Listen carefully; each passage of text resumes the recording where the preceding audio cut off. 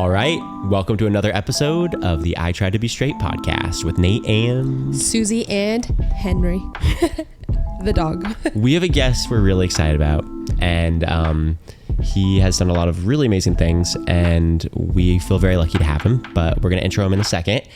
First, I want to say, Susie, how was your trip to Nashville? It was awesome. All the honky tonk you could imagine. Did you go to a country bar? Oh, yeah. It was fun. Yeah. Yeah? No line dancing, though. Did you do karaoke? No, I didn't. No karaoke. No karaoke. Are you a country girl? I actually don't know this.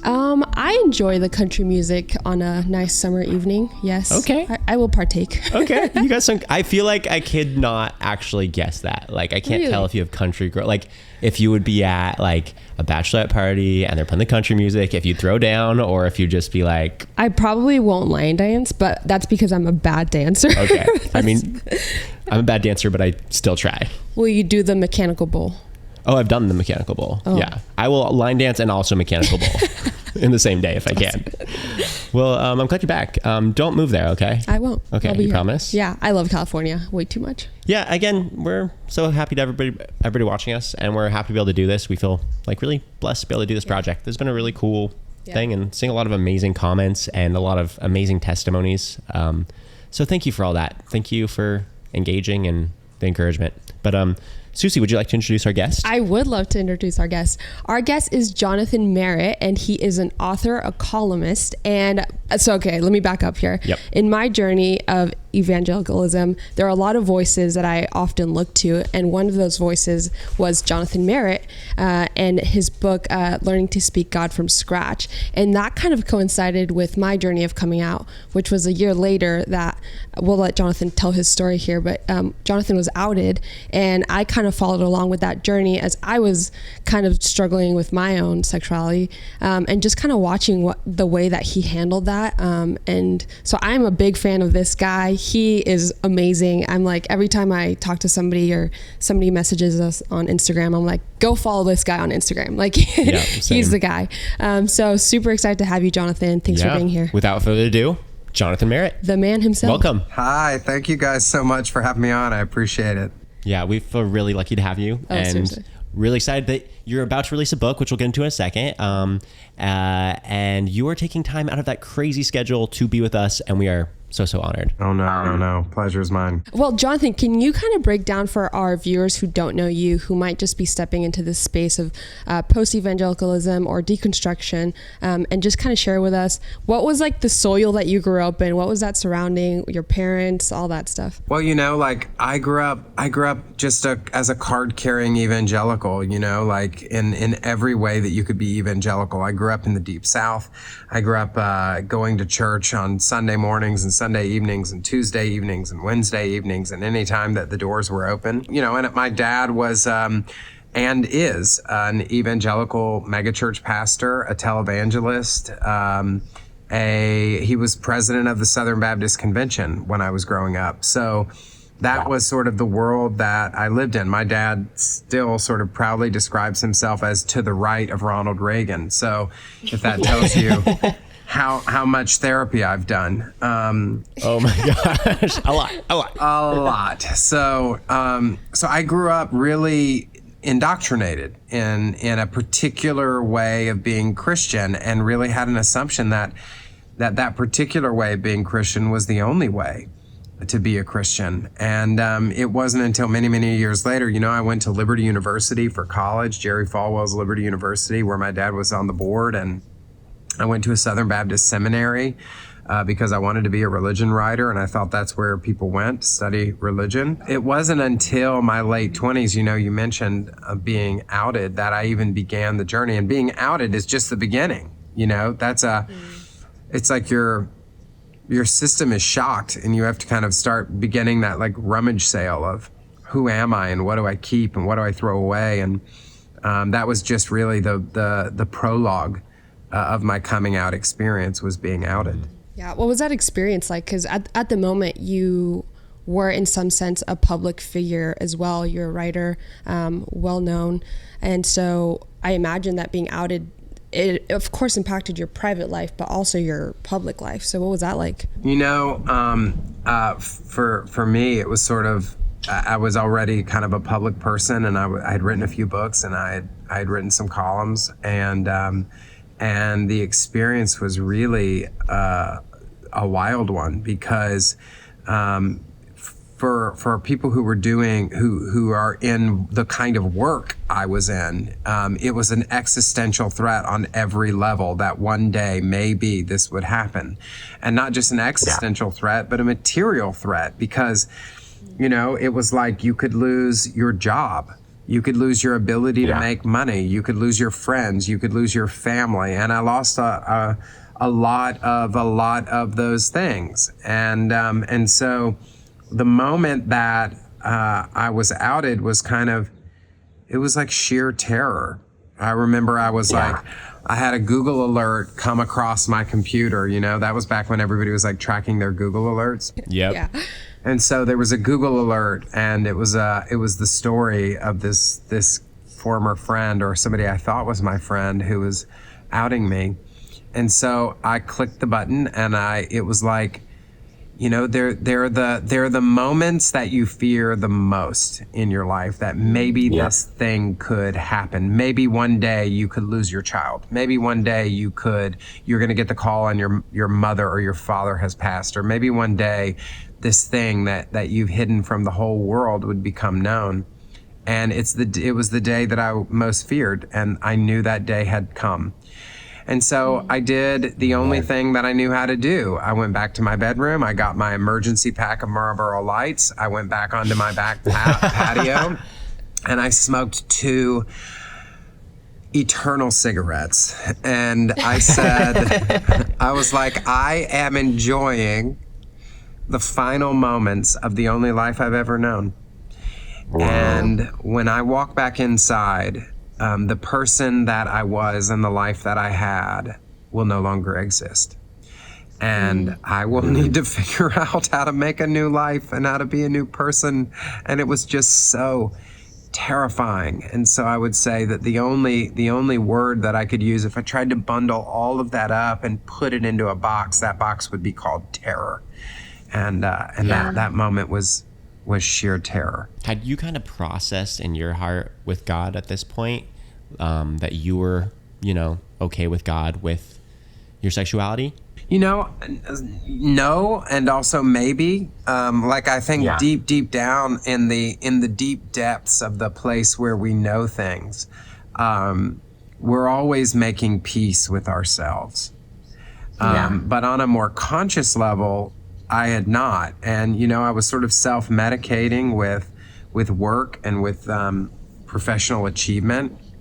And so that for me was like where I was living my life, was in this place of real cognitive dissonance and really blocking out all of that. But I'd been slowly coming to this point where, I'd been dating women, and I dated beautiful women. I dated successful women. I dated intelligent women. I dated just wonderful, wonderful women. And I kept thinking, I'm going to meet the one. And then that one's going to is going to help me become the person I know I should be. And, you try that for a while, and then you get this relational resume that is so high quality that you go, I think if you were going to have met that person, you would have met them already. Like, one of these women surely would have qualified.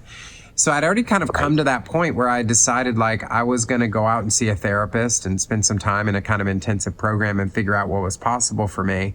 And I was literally in process of booking travel arrangements for that trip. And then that's when this happened. That's crazy. So how did your parents process this? Because really, it sounds like being in faith and being a Christian was kind of almost a family business. From my understanding, you were working at your dad's church. Is that right? So how did that traumatic event impact you and your family? Well, when I had decided to go out and spend time with that therapist out, it was going to go out to Colorado. A friend had said, this person does intensive work and they're really great. My dad was like, I don't really understand why you need to spend that much money and do all of that work. Because, you've got the Holy Spirit. And I said, well, Dad, I think there are some things that are just better if you don't know them. And he said, okay. So I when I walked back in after having those two very long cigarettes, I picked up the phone, and my dad was the first call, and I said, "Hey, Dad, remember when we talked about going out to do counseling?" And he said, "Yeah." And I said, "You remember how you said you didn't understand why?" And I said there were some things that they were better. It was just better if you didn't know them. And he said, "Yeah." And I said, "Well, I think it's time that you know those things." And he said, "Are you about to ruin my vacation?" Gosh. I said, yeah, I'm about to ruin your vacation." He had no idea what was coming, but I explained it to him, and both he and my mom, I think at that point, they kind of went into like go mode. They just said, "Okay, we're packing up, we're coming home, we'll figure this out." And so we went through kind of two phases. The first phase was called, I've always called it, stop the bleeding. And that's when we decided that I would go in front of the church and I would explain what happened, and we would smooth things over, and then I would take some time off and I'd go away and get some counseling, and then we'd figure out what happened after that, after we could stop the bleeding. So it was just like trying to put a tourniquet on it, so that it didn't get too out of control from a PR standpoint, because this was the early days of Twitter, the early days of the blogosphere. And so it was a time when the private became public, it could spread very, very quickly. And then the second phase of that was that kind of Clintonian don't ask, don't tell. And that's when we were like, it was like we just pretended that none of that ever happened. And so that was okay for a while. And for a while, maybe the don't ask, don't tell phase was a gift, because it allowed me some space to really figure out what was true and what I believed and what I needed and wanted. It allowed me to go away and go see a therapist. It allowed me to take some time off of work. And so for me, it was a gift until it wasn't a gift any longer. Yeah. So during that process of going away and doing that work, were you kind of set in your heart that I feel confident that God created me this way as a gay man? Or was it a wrestling of my theology is not lining up with my identity and my authentic self? What did that look like? Sometimes people ask this question like, when did you know? Yeah. When did you know you were gay? And I've heard people tell their story, and it's like turning on a light switch. They'll say, "Oh, I remember when I was sitting in class in 5th grade and I felt attracted to like Mr. So-and-so, my whatever teacher." And the light came on and they were like, "And then I knew." And so it was like they didn't know and then they knew. It's not that there weren't clues or there wasn't anything that kind of indicated that before, but that was the moment that they knew what they knew. That has not been, I don't have an ability to tell that kind of story. For me, it was almost like watching the sunrise, and like at what point did the sun rise? It's so hard for me to tell you. There are so many moments where the light came in a little bit more and a little bit more and a little bit more. I mean, in a sense, attraction was always there for as long as I knew attraction. That attraction was always there, but the ability to even say a word like gay, that was not there. And that takes a lot of courage. And so courage is something that for many of us takes a lot of time to build up, the kind of courage that you need to say the words that you need to say, to ask the questions that you need to ask, to consider possibilities that you are just dead dog afraid of. And for me, it was a long journey. I remember going to see my therapist and I was like, I don't know what I want and I don't know who I am. And he said, I think you've kind of put yourself in moratorium. You're not allowing yourself to be straight because you feel resistance to that, and you don't have that attraction there, and you're not allowing yourself to consider the possibility that you're gay because you've been told it's wrong and you've internalized all this. And he said, so let's just like sit all of that aside because I was like, tell me what I am. And he said, let's just set all of that aside and just start asking bigger questions about, what life has been like for you. And so for 2 weeks, every single day, all day, sitting in his office, he'd spin a basketball, lean back in his chair, spin a basketball, and he'd just ask these big questions and, occasionally hand me a new box of Kleenex. And I just began to process all of everything in my life and everything I'd been through. And I left, and I still didn't have an answer, but I did know that that I wasn't straight. I didn't know what was possible for me, and I didn't know that I was gay. I couldn't use that word. So I went back home, and then, a few months later, I went back and saw him again. And by the end of that meeting, that was probably all in total, probably about from the time I was outed, about 8 months. That time when I left, I still wasn't using the word gay, but I knew who I was. And for me, the idea was not, I need to come out and say I'm gay. The idea was, I need to leave this place. That if I stay in this place with the gravitational pull of this family, of this community, of this religion, of this culture, then I will continue to suffer the way I have suffered for the rest of my life. It's almost like you can't think clearly when you don't have freedom to, when you've been taught your whole life that you have to hide this or you can't be this. So you don't even really consider it as an option, right? Like that cognitive dissonance you're talking about. Like, it sounds like your brain was kind of just like, well, that's not an option, so we'll just fill it out with another different option that could be possible. And it just eventually, it adds up inside yourself until like it's too much. I was just going to ask, in a space where queer and Christian, it's like water and oil, you've decided to keep your faith throughout all this.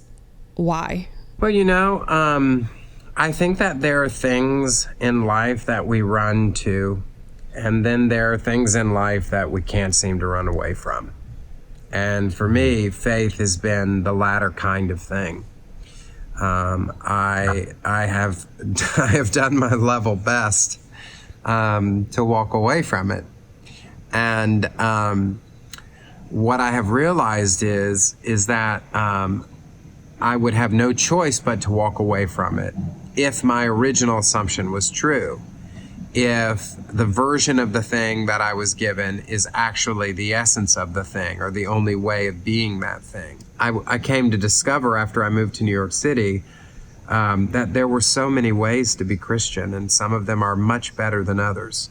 And the kind of way of being Christian that I had been given works reasonably well for certain kinds of people. And I was not one of those kinds of people. And so there were other ways of being Christian that were available to me that were beautiful and that would actually help me to have a path or a framework toward goodness and kindness and love and grace. And that actually, that the very thing that hurt me could be a thing that helped to heal me. And there's something really, really beautiful in that. The Bible talks about this, has a sort of metaphor for this, where it talks about, it's in a prophetic text in the Old Testament, where there's this concept of taking a sword and banging it into a plowshare. And that there's a kind of power when the very weapon that has wounded you is refashioned into an instrument of peacemaking and healing. Wow. And so that's what it has been for me. Yeah. I mean, I don't know you personally, but just from watching your journey, I remember going to on-site workshops and leaving that experience feeling the same way of, I don't know if I'm gay or not. And I don't have to know right now, but just following you and your journey, I can see so clearly you are a peacemaker in that way. You've brought a lot of peace to my own soul and heart, in knowing that I can be queer and hold my faith. And in that, another question, how did you basically reconcile that relationship with your family? How did you pick up a chosen family? How did you start to grow in that way? Well, we spent a long, long time in the in that kind of don't ask, don't tell phase, and eventually that what was a blessing really became a burden, and I was like, I don't want to live anymore being unknown by my family, and I wasn't sure how much they could know me, or how much they would be willing to know me, but I wanted to give it a try. And so I had to kind of intentionally open up conversations for us to talk about things. I remember one time, it was a Christmas many years ago, and I got into a huge fight on the phone with my parents. I had stayed here for Christmas, and I was in my apartment in New York City, and my parents were in Georgia. And a fight broke out over all of this, and it was like the dam opened up, and I started to just scream. And I said a lot of words I'd never said to them before. I called them a lot of things I'd never called them before, and the phone call ended, and we did not speak for a month. Wow. And I did a lot of therapy and spiritual direction in that month. And so then I wrote them an email at the end of January, and I said, hey, I need to apologize because the person that showed up on that call is not the person that I want to be. And I was disrespectful, and I was out of control. And also, there were a lot of things that I was trying to say on that call that I do need to say. And what that call taught me is that you don't know me very well. And that makes me sad. And I would like you to know me very well. And I maybe don't know you as well as I would like to know you. And so could we start to set up time to get on a Zoom call for 60 minutes? And at the end of that 60 minutes, we can talk about anything else. But for that 60 minutes, could we just begin to ask each other questions and to take a posture where we are prioritizing understanding rather than being understood? And could we get curious about each other?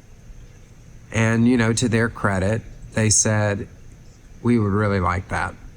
And so we started that process.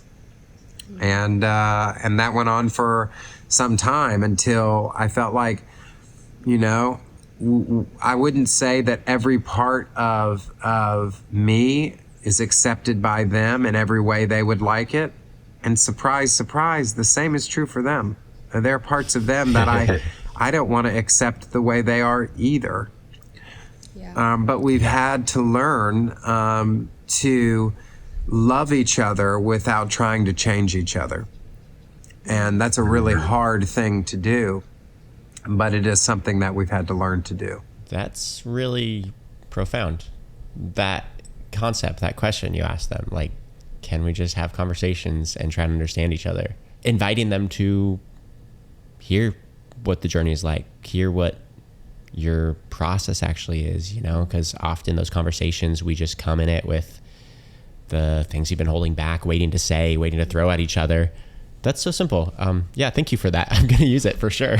Yeah. Yeah. And in that, it's like, it's what's interesting is when we have Christian religious parents and we have this part of ourselves that we've been hiding for so long, like bringing it to the table is it's so scary and vulnerable. And even if we show it, our parents might not want to see it. So in that, we have to create different communities and different chosen families to see that part of us and celebrate it and honor it. And from that, I'm trying to find the book here.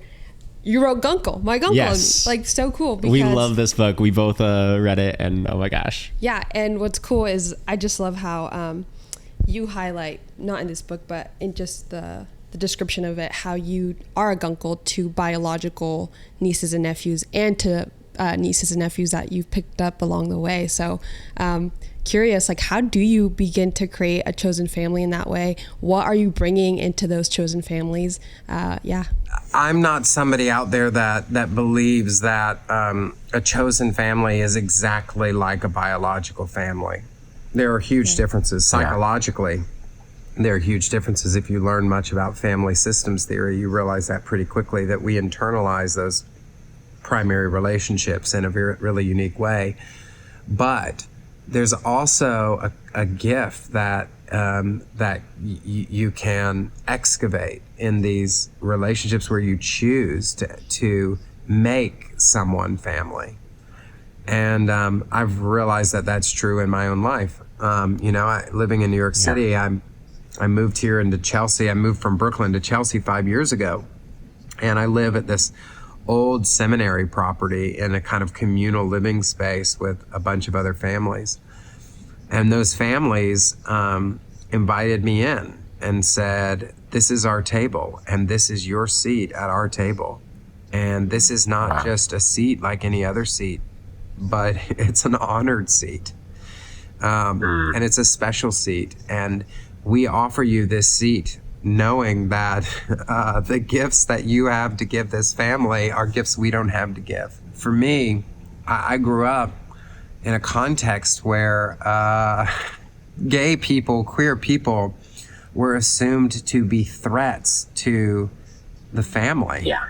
Both the lowercase f families that lived next door to us and the big capital F family, the so-called traditional family.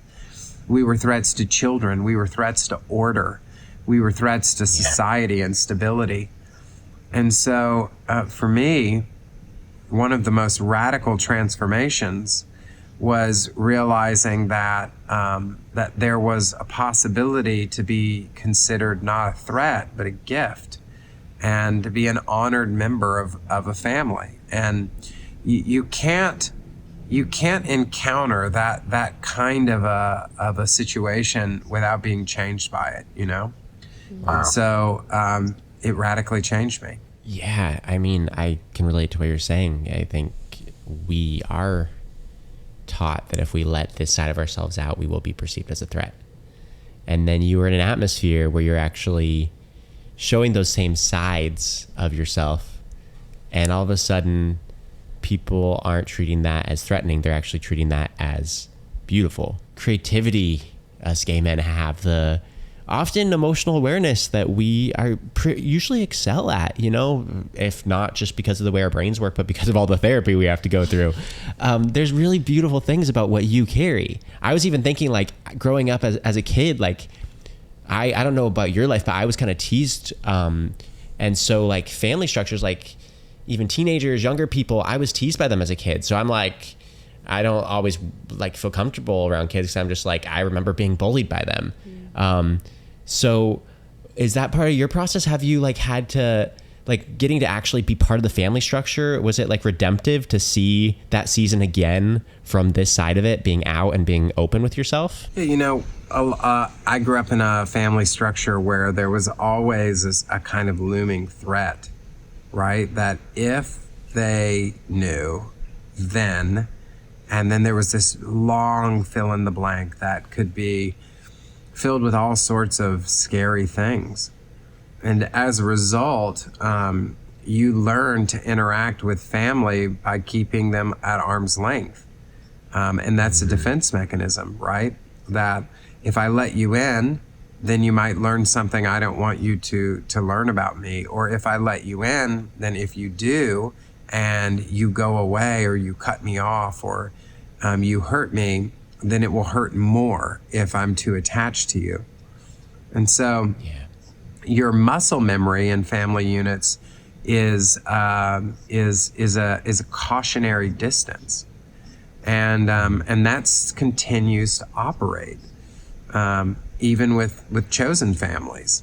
And so it takes a lot more work, I think, to foster vulnerability and authenticity in a family unit when you've been raised to feel unsafe in those units. And that's your learned pattern.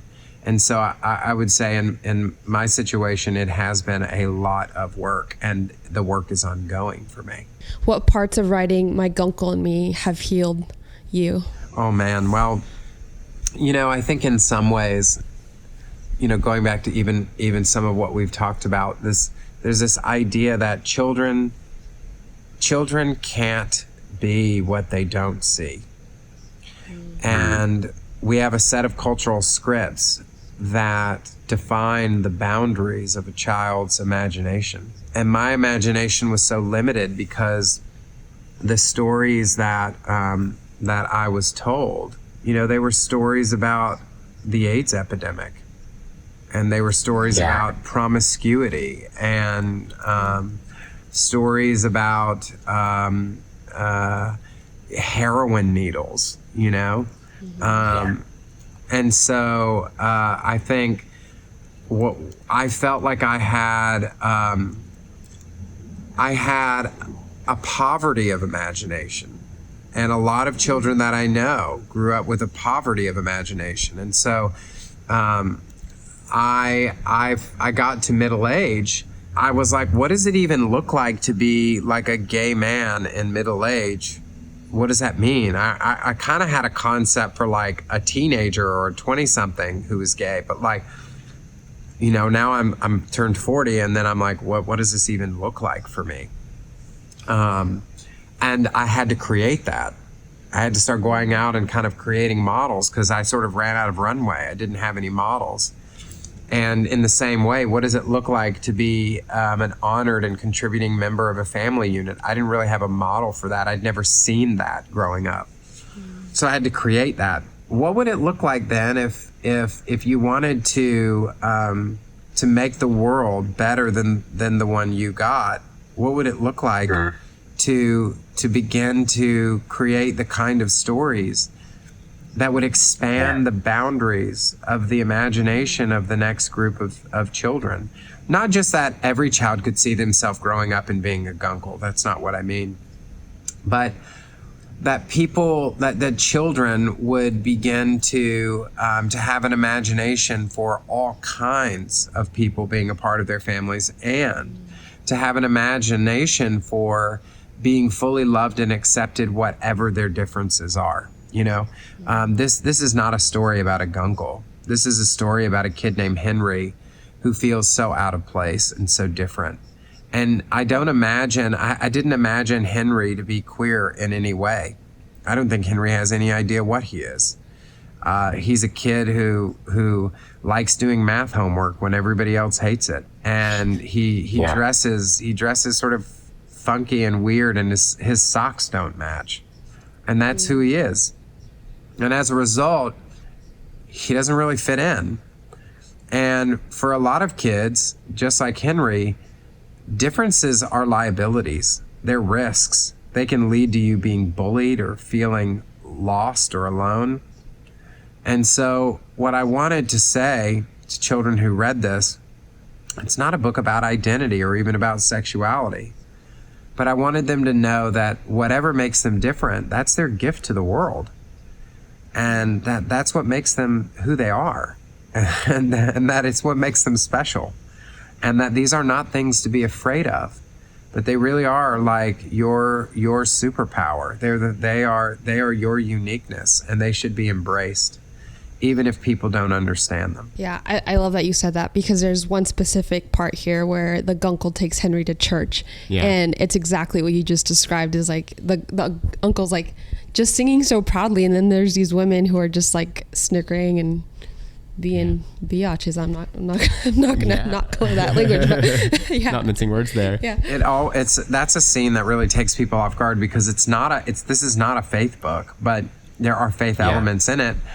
And people are kind of like, wait, we don't understand. This is a book with gay characters. What are they doing in church? But that scene, if I can sort of recite it, it says, at church the next morning, my Guncle sings loudly. He prays and gives thanks, and he does it devoutly. His bright colored outfit makes two women stare. When we pass, they both snicker, but he doesn't care. And I wanted to show two things in that scene. One is that so often we're given a false choice. And we're told that you can either be a person of faith and then there's all kinds of things that people insert into that sentence. A Democrat. Yeah. pro-choice, a gay, a mouthy, opinionated woman preacher or something, right? Whatever that is. And what I wanted to say in that is that it's okay for you to hold together your faith and your identity, whatever that is, no matter what. Even if other people say you have to choose, you do not have to choose. The other part is that once you do that, once you hold together what are seemingly disparate identities, when you enter into religious spaces, you may still find yourself confronted by misunderstanding, mockery, bad behavior, meanness, rejection. And that's okay. You can hold your head high knowing you are who you are. You believe what you believe, and it doesn't matter that you aren't the person that other people wish you were. Yeah, that's so good. Man, there's the message, like when I was reading that book, that just stuck out to me so heavily, just from my personal journey, is the idea that if people are judging you, that doesn't affect you. That doesn't have to dictate your life. And the way that the Guncle has so much victory over that piece, because I think that's probably something that you personally have victory of. I'm going to be who I am regardless of what people think of me. And then Henry's going through his own insecurities, like you said, we don't know if he's gay or whatever. He's just a boy that might not fit in, and what he's able to glean from his Guncle is that I don't need those people's approval to be myself. I don't need those people's approval to be exactly who I am. And if people think I can't even be in the church, I also don't have to relate to that or connect to that. That's something that I realize, because I have 14 nieces and nephews. I am a Guncle to the 14th power, if that's how you'd say that. I love that. If I can show them that you don't have to change your life around to be what other people want of you. You don't have to perform for people. You can be exactly who you are. If I can show them, hey, look at the crap I went through, and look at me. I'm singing loudly in church. I'm doing exactly what I want to do. I'm being who I am. And if I can do that, you can be exactly who you want to be. You don't have to let any of that hold you back. That struck me really strongly. So I really appreciate that message in the book as well, because that one really hit.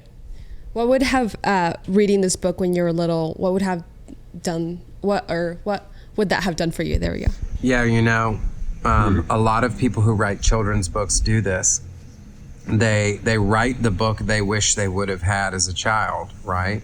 And so in some ways, that's what I did too. I think the thing that most people realize right off the bat is that I'm sort of the inspiration for the Guncle. That's sort of, it feels very on the nose. That you even the way that the illustrator, who is very talented, good grief. Oh, so good. So good.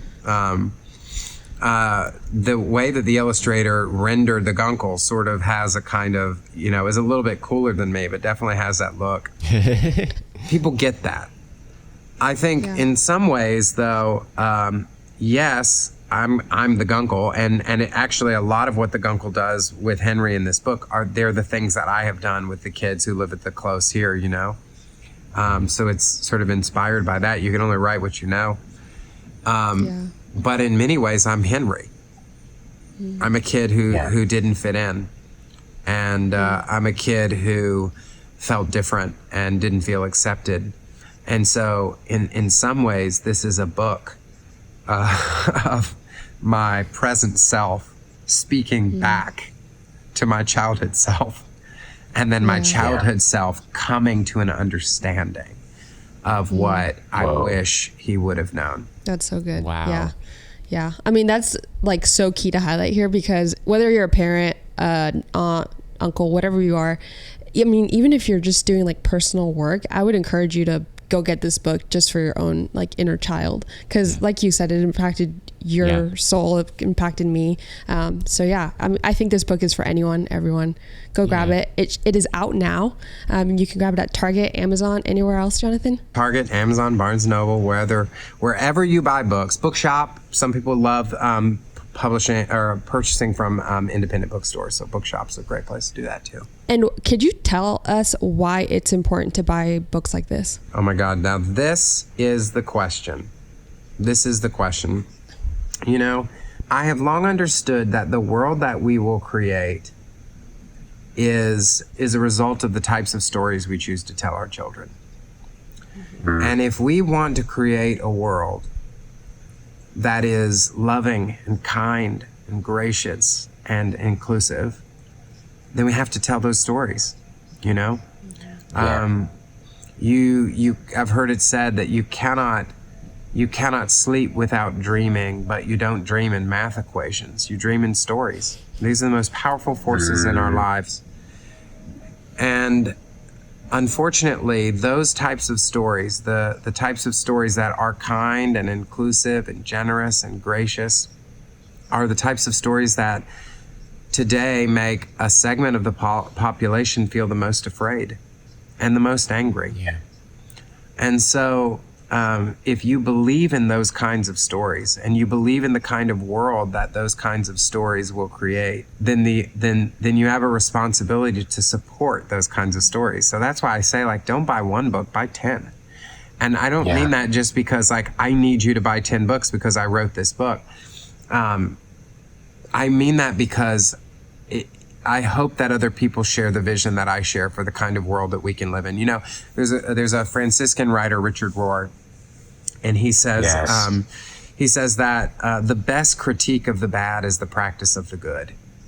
So if you don't like the way that this world is headed, if you dislike the hatred and you dislike the bigotry, you can go online and scream about it, or you can practice the better. You can go out and practice the better, and you can support stories like this. And so I hope people will do that. Man, I hope so too. It's a great book. Yeah. No, thanks for, taking the risk, putting yourself in the space. It's really awesome to have materials like this out there. And there's not that much that, like, they're both like gay and have a Christian element. Like, that's pretty rare. Yeah. No. Yeah. I something you said earlier of just feeling like, or at least what I picked up, what I heard was like just a feeling of like feeling lonely in that making a way of people who are queer and Christian and who have found their faith, despite, the church telling them to lose it. So I know that it might feel lonely making that way, but I know I'm personally very thankful for it. And yeah, just thank you for taking the time. And yeah.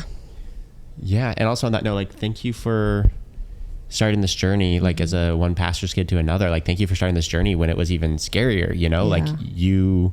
like I guess you were kind of forced into it, right?